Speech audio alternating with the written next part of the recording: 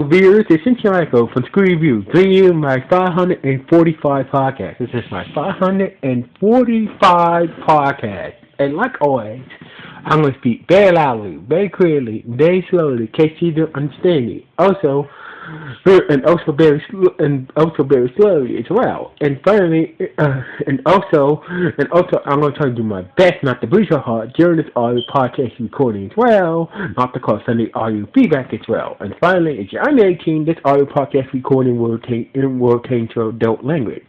Once again, if you're under 18, this audio podcast recording will contain to adult language. If you're under 18 now, if you're over 18, then you should go to watch this audio podcast recording. So anyway, with this and everything else I trade, let's get into this review.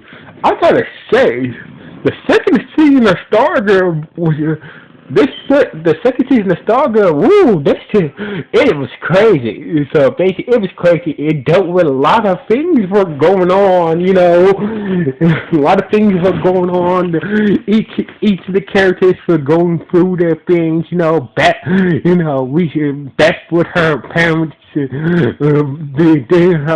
her parents, think about either getting, about them either, thinking about getting a divorce or not, Alana dealing with her trauma after killing Brainwave,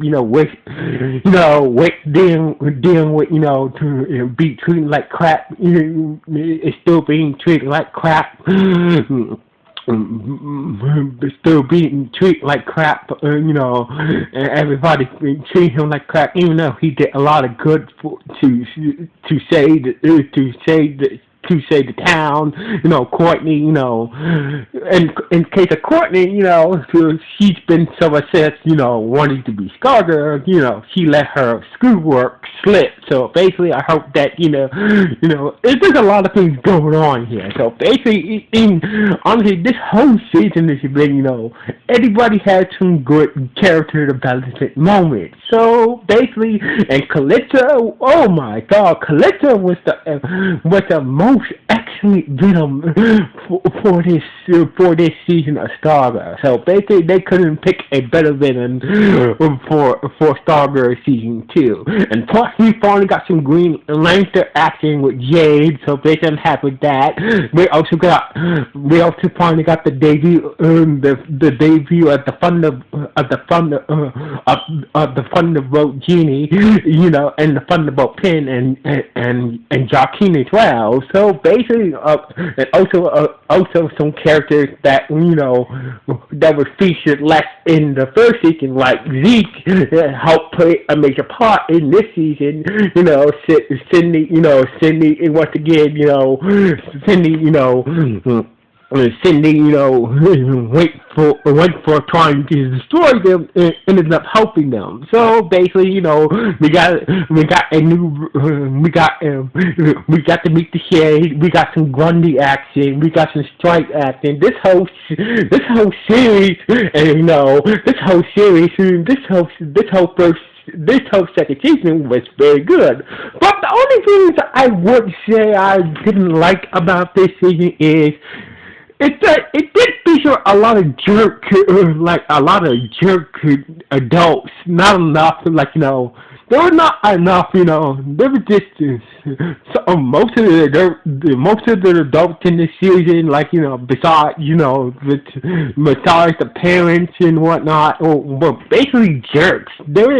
Honestly, there was not any jerk teenager characters in this season except for Joaquin's sister and Cindy. So basically, Cindy,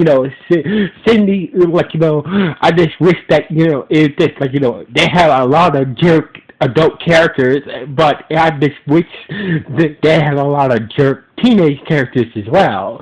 And plus, I feel like I feel like, they didn't really, capitalize on Cameron becoming Iceman very well towards the end, realizing his ice powers. I feel like they should have, incorporate some more scenes with Cameron as, with Cameron figure out his ice powers in the season. Besides that, but, it kind of, but the way this series ended on a cliffhanger with the new Venom,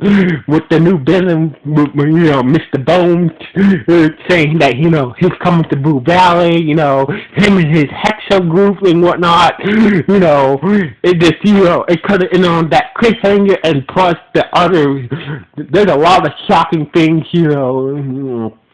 that was kind of left unanswered, like, how the hell Starman survived that night, how the hell Starman, came back to life after pretty much the original ISIS killed him. So basically, that question was unanswered. So basically, whatnot, basically, and plus, how the hell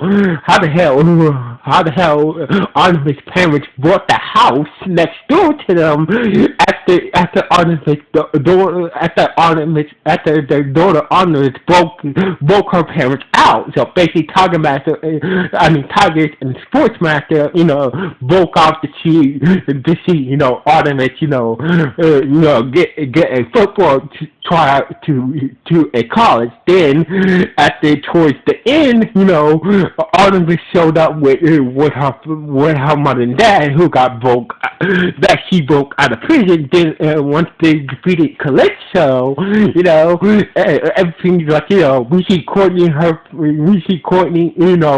with her family, having breakfast, and all of a sudden they were just talking about, somebody must have bought the house next door. And then the doorbell went, and we see Artemis, with her father Sportsmaster and her mother Tigress, saying that, we're the new neighbors next door. So basically, came with Muppets and stuff, and everybody's like, wait a minute, how the hell they bought the house next door, and how come they're not in jail? So basically, what the hell is going on with that situation? So basically, I just can't wait to. So, we know that the first season will be titled Friendly, so basically, Cindy, but, it's going to be very interesting to see how the first season will play out.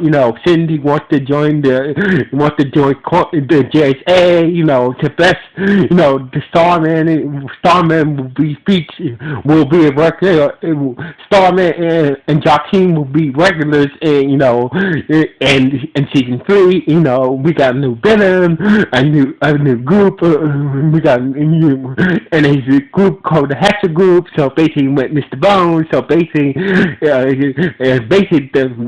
the thing that shocked me the most is that Mr. Bones is being played by Keith David. So basically, they got Keith David to play Super Venom Mr. Bones. So basically, big ups to them. So basically, I really like Keith David. So basically, they got Keith David to play a Super Venom.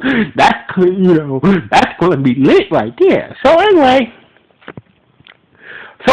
this honestly, the CW done a very good job with the second season. The showrunners and the CW done a very good job with it.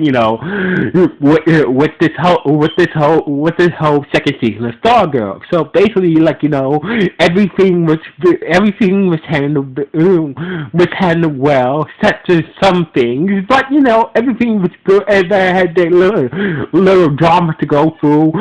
Calypso was a good Venom and all, but I just wish that he would have went out in a blaze of glory instead of being turned into toast by the genie of the Thunderbolt, that hot kid that Joaquin told him to turn into to make to Toast Callisto, and the genie actually turns him into Toast. So basically, I'm just hoping that I just hope it and can't wait to see how things turn out in season 3 of Stargirl, titled Trinity. So basically, I just can't wait to see how all this will play out in season 3. So anyway, what do you guys think about season 3 of Stargirl? Was it good? Was it bad? Or was it just okay? Or just nah? Please let me know in the comments below this podcast. So anyway, like always, this is from Scooby Views. Sign off. One.